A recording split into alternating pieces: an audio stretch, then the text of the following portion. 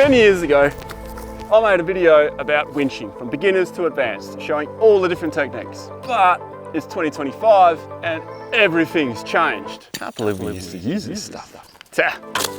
Over the past decade, I've been involved in quite a few different recoveries. Keep going. I've also noticed that many people's kits are very limited. So this is the ultimate guide for winching in 2025. 5 different scenarios, all the gear that you need. And just to clarify, I'm going to show everything as safe as possible, and that's why Kevin's here. If you've been following the channel, you may know of Kevin. This is Kevin the 31st. Past Kevins have helped demonstrate, the arms are off, what happens when recovery gear is used wrong. Tow balls, winch cables, generally hooking stuff up wrong. And today, Kevin is going to help us demonstrate a few things too. Will he survive? Hey Kevin! Since the last winching tutorial video, there have been 6 deaths in Australia due to recoveries. Some with snatch straps, some with winches, some with tow balls, and that's just 6 deaths too many.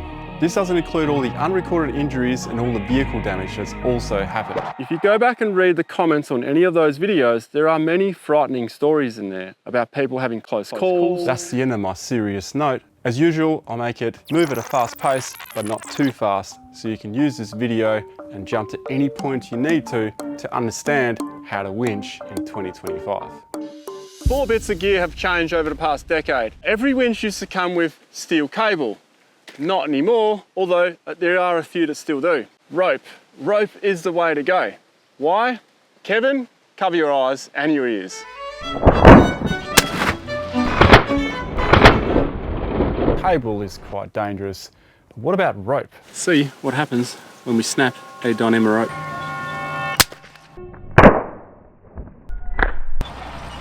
Rope still recoils. Pretty hard, but at least it doesn't cut through doors. Or people, well, mannequins. Next item, the snatch block. Now replaced with a donut. No, not a tasty donut. This is called the winch ring. So instead of this heavy, cumbersome thing that's not too friendly on rope either, we got this. The bow shackle, the go-to recovery gear from the past. We now have the soft shackle. We still needed this because some surfaces were too harsh on this.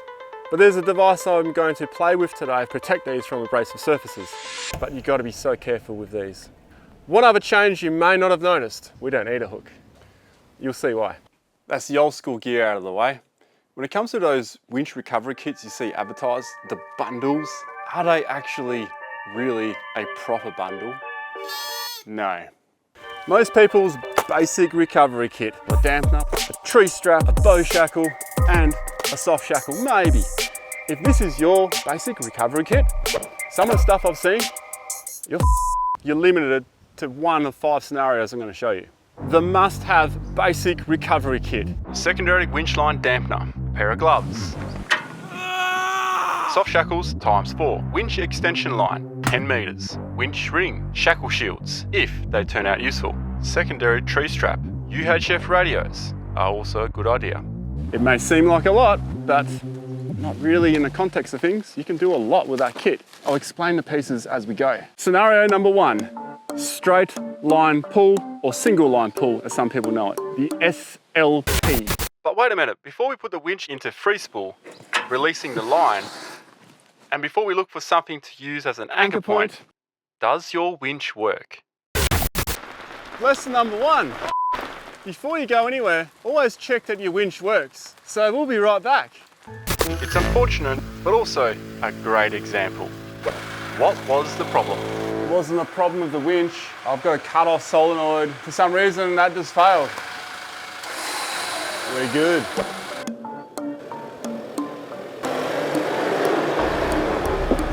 We're back with a working winch, and it's time to get myself out of the hole I put myself into.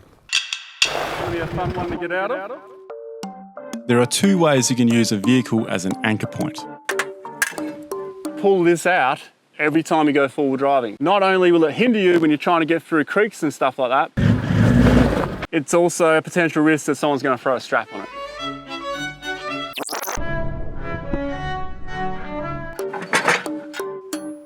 And this is designed for soft shackles. But more importantly, it's designed for recoveries. But what if you don't have a toe point?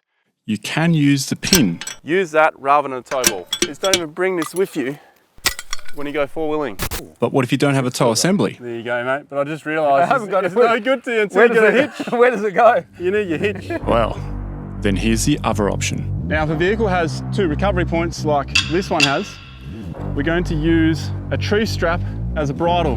Rated recovery points, that's important. The only vehicle I know of that has rated recovery points, Ineos Grenadier. Front and back. It's safe to assume that any other vehicle does not have rated recovery points. 70 series. Had to add my own. Those two black things, they're tie-down points from the Prado. They are not recovery points, so I got that confirmed. This black piece, that's a 70 series tie-down point, which now has rated recovery points. Soft shackle through that one and one through this one. Can you use just one single recovery point? Yes, you can, but dividing the load between both sides, it's just a better practice. So tree strap, we will put into here. This other side, we're gonna leave loose for now because we need the line to go onto here. Now we're gonna release the clutch. Sometimes the rope might be so tight you can't pull it out, which means you'll have to just winch out a little bit. Where's the controller? That's a good one.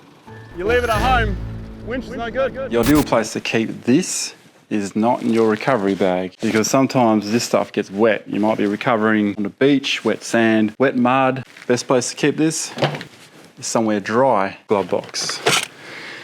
Anything important is in here. My winch controller. I also put my trust in wire rather than remotes. Remotes, your battery can run flat. Important, get the cable out of the way. Should be able to pull this out now. It's best to pull it out by hand rather than the remote. You're using valuable battery power and you might need that in case the vehicle stalls or something. Just pull it out. Thread it through like this. You will notice that I don't have a hook on my rope. That's because I'm using the MaxTrax Complete Soft System, which means there is no metal at all except for when we get to the donut. We've got a bulldozer pulling these cable lines, and attached we've got a bow shackle. Right there you can see it spinning. That's the coil under extreme tension. That sound you just heard was the bow shackle hitting the back of the dozer, and that's what it looks like now. That's all the way in. If you have metal in your recovery kit and you know what you're doing and you are taking care, sure. But for those who don't have any recovery gear yet, this I recommend that you don't have in your kit. When you've got it attached, pull it out and just put some tension on it rather than it laying on the ground and it might be here and then it snaps it over. Winch dampeners, in case the line goes. Many people will say you just need one. I'll say you need two. If you put one of those in the middle, if the line snaps at either end, it's gonna go past the middle and still reach its destination. Let me explain a bit better. One line damper or winch damper. If it's in the middle, say the recovery point fails at this end or a tie down point or something fails, it's going to reach all the way over here before this even takes effect. Can't stop it. Oh, I felt that. It's gonna make it the whole way. It's gonna have more time to elevate itself. That's a very bad result. You want it to hit the ground, absorb the energy. And with the testing that we did, we found putting it 1/3 the way in on both sides is close enough to direct it to the ground with enough sand in the bag. Perfect, drops it low. Look at that, it even brought the dirt. But it can still make it from A to B. It would just make it low along the ground rather than through the windscreen or up and over. And most of these kits should come with two. But almost every single kit on the market only comes with one. Get your special deal on the Almost Recovery Kit. Gets you halfway. Time to engage the winch. I flick the clutch over, pull the rope a little bit to engage it. You'd rather do that than jump in the car and then just start spooling. Mechanical symphony. I've taken the radios out of the vehicle up ahead, so now there's no comps. What do? You can get away with the beep method. The beep method is one beep means winch. Any more than one beep is stop. Anything other than one beep is stop. The reason why you got to do it that way, if stop is one beep and you accidentally beep twice, all of a sudden things can go pear-shaped because people might be in adjusting ropes or maybe crossing the line, which they shouldn't be anyway. Hey, Kevin! Kevin! things can happen pretty fast. Have your communication sorted. I'm gonna pull tension before I jump in the car. Pulling tension! Often that's a good thing to do before you jump in the vehicle. I can't open the door, I have to go through the window, and the car slips. That could end badly. This will secure the vehicle. All right, that's enough tension. This is a single line pull. Wait a minute, is Kevin safe? Kevin is not safe at all. He's within the length of the line. That's the death zone. Let's get Kevin out of the way. Hey! And start winching. But what if the car wasn't here and you're by yourself? What do you do then? Oh shit, let's re-rig it. It's very easy to pick the wrong tree. Over here, we've got trees that are very close to me, but that angle is not a good angle to be winching on. This tree here could work as a pinch, but I don't really like the angle it's gonna pull us on. This tree is a good choice for the thickness, it's quite big. Oh, actually, I probably wouldn't pick that one either. But what if you need to go to a tree further beyond? Which brings most people to this exact predicament. And that brings me to these two options here. You can see it's a good straight line and we can attach on the base right here.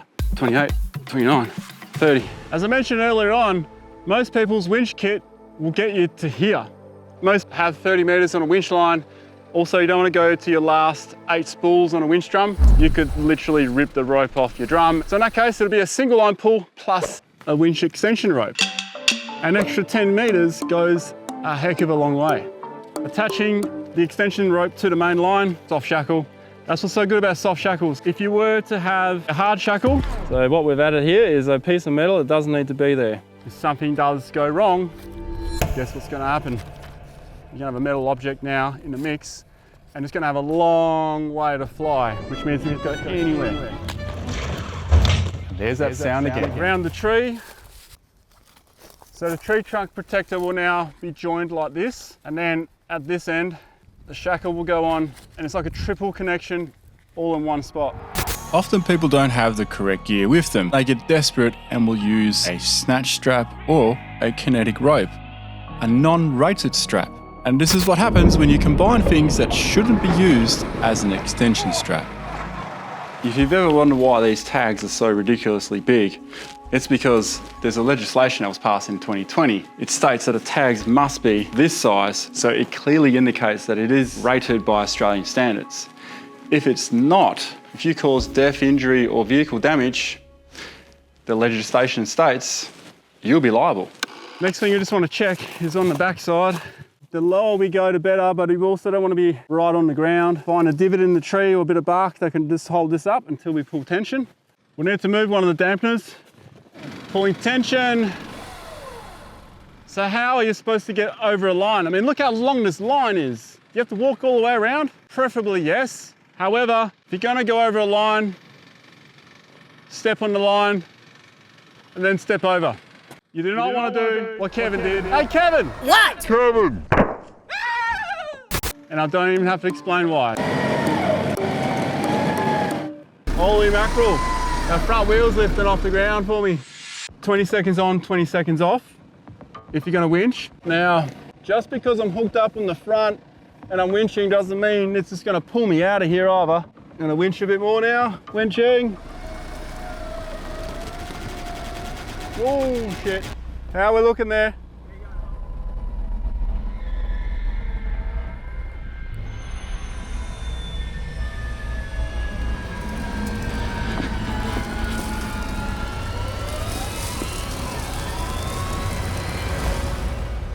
I'll be lying if I wasn't shitting myself a bit there. Yeah, lucky Kevin wasn't sitting in the back seat. Speaking of Kevin, was Kevin safe? Yeah, no, maybe. When you look at the hole now, I don't even know what the hell I was thinking. Geez, even my leaf pack got twisted up there. Extension line, very important for your setup. Last time I used an extension line was in the Simpson Desert. What we're gonna do next, the double line winch pull. Therefore, we're gonna use the winch ring.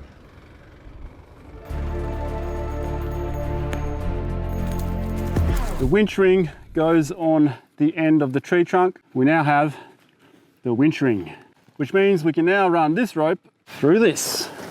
This is called a shackle shield. Its purpose is to protect your soft shackles on sharp edges. Before, when I was winching off the Troopy, that had an ARB bar with rounded recovery points. So you could get away with not using these, although it's probably not a bad idea to use them if you got them. You can leave them on your shackle. So it's not something you have to do every time. However, it's not perfect. On my bar, my recovery points, the hole is too small.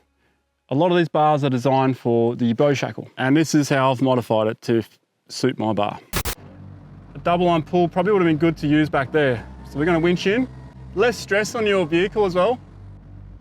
Sometimes feather your foot on the brake just to give it that little bit of resistance. You don't want the line to keep jarring. And then we'll do 20 seconds on, 20 seconds off. Winching in bursts of 20 seconds is my general rule of thumb, especially under these high loads. It allows the car battery to keep up and helps prevent the winch from burning out. If you need the tension to be constant, leave it on, but if you don't, you can always put your foot on the brake, let it out a bit. Now everyone can reassess, keep your foot on the brake, check again. Everything looks pretty clear. Make sure everyone's out of the danger zone and then go again. Speaking of danger zone, where the hell is Kevin again? Kevin's always in the danger zone. Kevin, get out of the way. And that's what you call the double line pull. Nice one, mate. This is the directional line pull. You can use it in a few different scenarios. The scenario that we're painting right here, the troopy is bogged in deep mud. I'm on the other lane, which seems to be okay. It can even work if we were both bogged, because the car that'll move will be the one with least resistance. And I've been in a situation like this before where we were just pulling two cars towards each other until one of them reached firmer ground, then the other one came out. I didn't have enough line to go all the way to the troopy, which meant that instead of using a bridle, I'm demonstrating you can use an extension strap and fold it in half. Instead of a 10-metre line, it's a double 5-metre line, splitting the load onto two recovery points. In other words, if you have all this gear, you can get creative with it, and you get so many more options, and it makes recovering so much more easier. That's it, that's you done. Put on the brake. Trav, let's go a little bit and see what happens. That was a good team effort, eh? Oh yeah. Going on from that, we've got to join there to the main line, and it'll come to the winch ring right here. The winch ring's on a tree strap, and then the line runs all the way back to the 76, the winching vehicle. You'll note that both dampeners are on this end. We don't want this to go towards the vehicles. You can see where Kevin is to let me know if Kevin's in the danger zone, and I'll reveal afterwards. All right, Chris, before I pull up tension, handbrake off, put it into drive, confirming you're still in low range, yeah? No, I'm not actually, I'm in high range. Switch to low range. Now, the reason why you would switch to low range to reduce the rate of speed you might be surging forward with the vehicle. Thank you so much, Prado. You would normally accelerate in this situation. However, because this is a simulation, you will need to just feather your foot on the brake, just so we can keep the line tight. Yeah, right. I'm going to pull tension now. Yep, go for it. It all looks like it's good. Now I'm going to apply my handbrake. I'm going to put myself in neutral, and you're going to be in drive, and I'm now going to pull you forward. Winching, winching, winching, and backing off. The reason why I do winching, winching, and then I let go of the radio, that's to allow you a chance to cut in case you need to tell me to stop.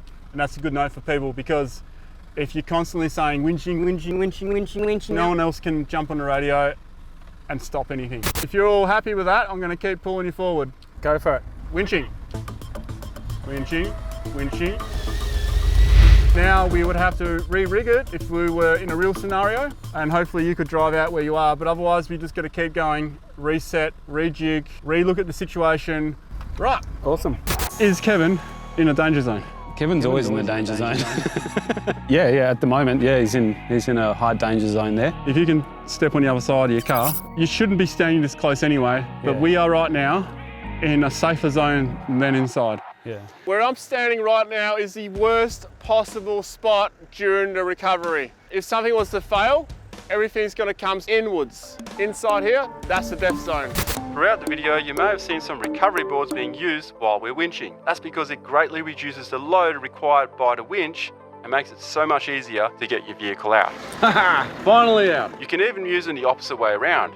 Let's say you're winching someone like we did in the Simpson Desert, while we're sliding backwards towards the vehicle we're trying to recover. We need to control the situation here. Spinning tyres and trying to yank things out, that's where accidents happen and things break. Simply So- throwing recovery tracks underneath the tyres kept me nice and stationary, and I was able to recover the vehicle rather than being dragged towards it. How can you make this easier apart from winching? That's a good question to ask yourself.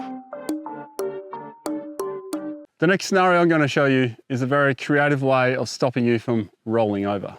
Kevin! Help! Mate, stay there. Scenario. Kevin's about to roll the car. How do we stop it? I need a tree rig with the ring. Thank you. You'll be right, Kevin, but if you break it, you're buying it. Pause. What I'm about to set up is a method I've used a handful of times before. Two spring to mind. When I didn't quite make it up that dune when I was towing the trailer, Yeah, we're coming around the other side now. We'll get a winch on you. and that time when we had to recover a Ford Everest, which was already on its side, but we had to secure it from rolling down a hill further. Keep going. And when things go pear-shaped, it's never simple. There's always some kind of difficult element into it. This is going to be an enormous recovery effort. And that's why outside the box thinking really helps when you're dealing with recoveries. Sometimes things can be quite urgent, like someone about to roll a car. Help. Help me, please. Yeah, get about getting the job done, but if he hasn't rolled it yet and he's got his foot in the brake, don't rush too much. Mistakes are easy to make. I need another tree rig, please.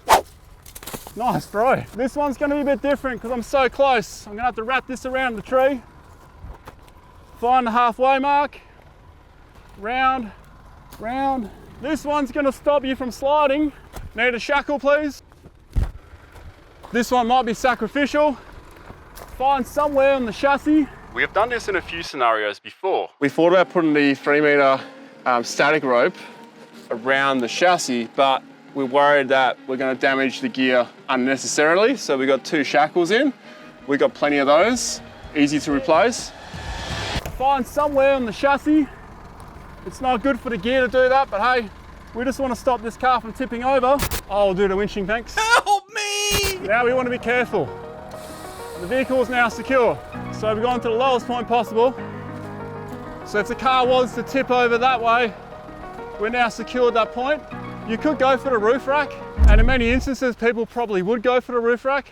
If you can get low, I'll suggest doing that instead. Now in a real scenario, there'd probably be a couple of people hanging off that side step, keeping the car nice and steady. Meanwhile, a couple other people setting this up, getting it in. So it is important to have someone who is the chief of the recovery. If you've got 2 chiefs, it's too confusing in a chaotic moment. So just go with the flow, let one person do it. Obviously, if you see something that's definitely not going to work, question it, perhaps stop it. In a situation like this, you'll quickly find out who are willing to step in and do that and who definitely don't want to be part of that.